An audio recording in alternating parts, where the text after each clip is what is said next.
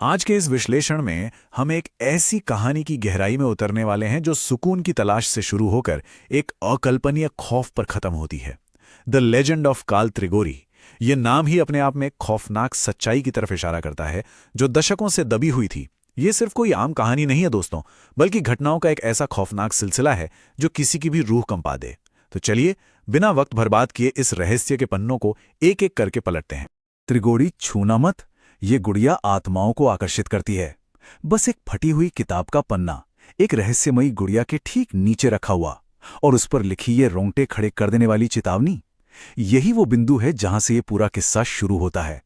यह हमें बताता है कि कैसे बस एक छोटी सी गलती इंसान को पैरानॉर्मल शक्तियों के ऐसे अंधेरे कुएं में धकेल सकती है जहां से वापसी का कोई रास्ता ही नहीं होता। सोचकर ही डर लगता है कि किसी सुनसान तहखाने में ऐसा खौफनाक संदेश मिले और उसे नजरअंदाज कर दिया जाए। भाग 1, पुरानी हवेली का रहस्य।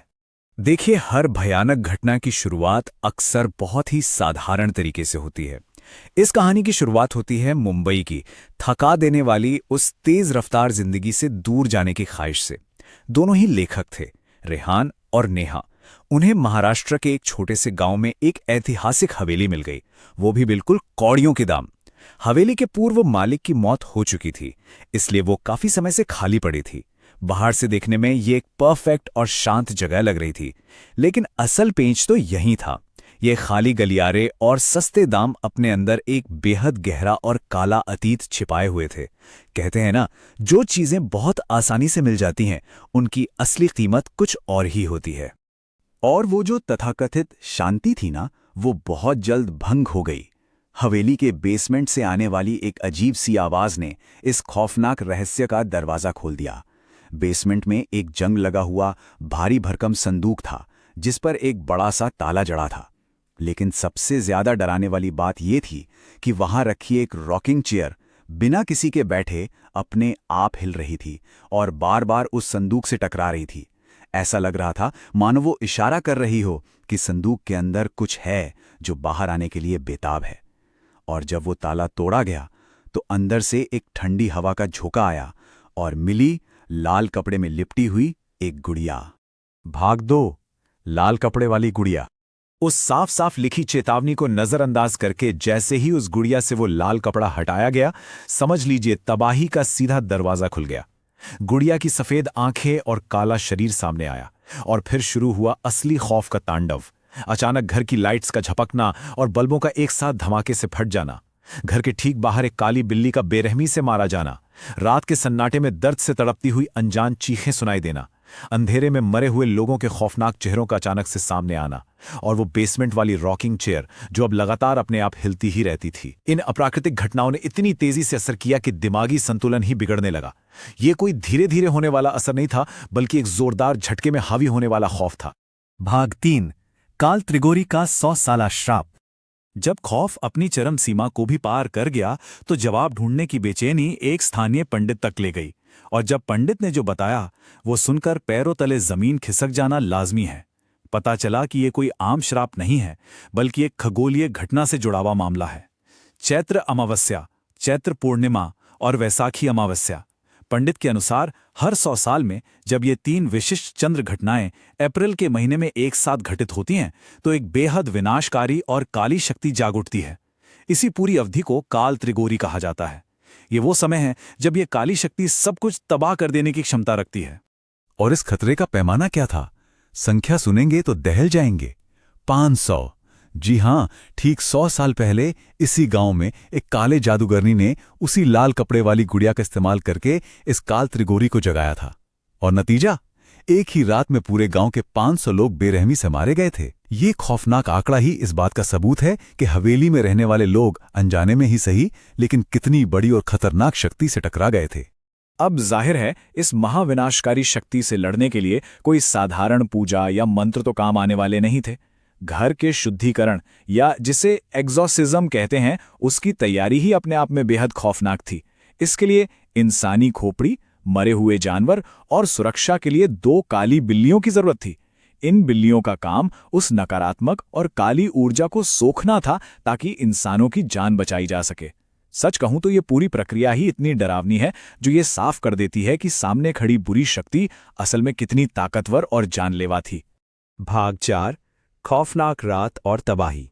हवेली को शुद्ध करने और उस श्राप को खत्म करने की जो कोशिश थी ना, वो एक ही रात में पूरी तरह से विनाश का कारण बन गई। जैसे ही पंडित ने मंत्रों का उच्चारण शुरू किया, हवा में एक बार फिर वो दर्दनाक चीखें गूंजने लगी। फिर जो हुआ वो किसी बुरे सपने से कम नहीं था। गेट की दीवार से एक खौफनाक 10 फुट लंबी परछाई बाहर निकली। हवेली में बची हुई सारी लाइट्स एक झटके में एक साथ टूटकर बिखर गई। और सबसे ज्यादा रोंगटे खड़े करने वाली बात, जिन काली बिल्लियों को रक्षा के लिए लाया गया था, वो एक दूसरे से इतनी बुरी तरह लड़ी कि उन्होंने एक दूसरे को ही नोच कर मार डाला। वो तंत्र मंत्र पूरी तरह से विफल हो गया था और अब उस काली शक्ति का सब कुछ पर पूरा नियंत्रण था। और फिर इसी भयंकर घबराहट के बीच एक ऐसी गलती हुई जिसने बचने का आखिरी रास्ता भी बंद कर दिया। अत्यधिक डर में नेहा ने बिना लाल कपड़े के उस गुड़िया को उठाया और सीधा आग में डाल दिया। लगा होगा कि गुड़िया को नष्ट करने से शायद ये सब रुक जाएगा, लेकिन वो लाल कपड़ा ही तो था जो उस गुड़िया की बुरी शक्ति को बांधे हुए था। उसके बिना गुड़िया को छूना एक प्राण घातक भूल साबित हुई। इस एक गलती ने उस श्राप को पूरी तरह से आजाद कर दिया और पूरे परिवार के लिए मौत का फरमान लिख दिया। इसके बाद श्राप का असर तुरंत और बेहद घातक था। जरा इस घटनाक्रम को देखिए। पहली रात तंत्र मंत्र विफल होता है और वो पंडित दहशत में हवेली छोड़कर भाग जाता है। अगली सुबह एक अचानक लगी आग में नेहा के माता पिता की दर्दनाक मौत हो जाती है और उसी दोपहर जो पंडित वहां से अपनी जान बचाकर भागा था, उसकी लाश जंगल में बहुत ही बुरी हालत में मिलती है। ये सिलसिला साफ दिखाता है कि काल त्रिगोरी की वो शक्ति केवल उस हवेली की 4 दीवारें तक सीमित नहीं थी, बल्कि वो उन सभी को चुन चुनकर खत्म कर रही थी जो इस घटना से किसी भी तरह जुड़े हुए थे। भाग 5 असली सच और रहस्य। हवेली के अंदर उन आखिरी पलों में जो हुआ, उसने ये साबित कर दिया कि ये कोई साधारण भूत प्रेत का मामला बिल्कुल नहीं था। ये सचमुच दहला देने वाला था। संदूक को पूरी तरह से जलाने के इरादे से जब रेहान वहां पहुंचा तो उसने देखा कि जो गुड़िया जल चुकी थी वो चमत्कारिक रूप से वापस जुड़ गई थी और बिल्कुल सही सलामत उसी संदूक पर बैठी थी। दूसरी तरफ का दृश्य तो और भी ज्यादा भयानक था। नेहा के हाथ में एक चाकू था, वो पागलों की तरह हंस रही थी और उसके ठीक पीछे वही विशाल 10 फुट की परछाई खड़ी थी। ये मंजर स्पष्ट रूप से बता रहा था कि वो काली शक्ति अब पूरी तरह से हावी हो चुकी है और अब सब कुछ खत्म हो चुका है। जब अंततः गांव वाले हिम्मत करके उस शांत हो चुकी हवेली के अंदर पहुंचे तो उन्हें बेसमेंट में पति पत्नी मृत मिले। पुलिस की छानबीन हुई, लेकिन हैरानी की बात यह है कि वहां ना तो कोई संदूक मिला और ना ही वो गुड़िया। लेकिन एक सबसे खौफनाक चीज जो पीछे रह गई थी वो थी हवेली की दीवारों पर खून से लिखा गया एक नाम, काल त्रिगोरी। बस ये खून से लिखा हुआ नाम चीख चीख कर उस भयानक रात की गवाही दे रहा था और एक कभी ना खत्म होने वाले खौफ की निशानी छोड़ गया था। ये पूरा विस्तृत विश्लेषण आखिर में एक बहुत ही गहरे सवाल के साथ छोड़ जाता है।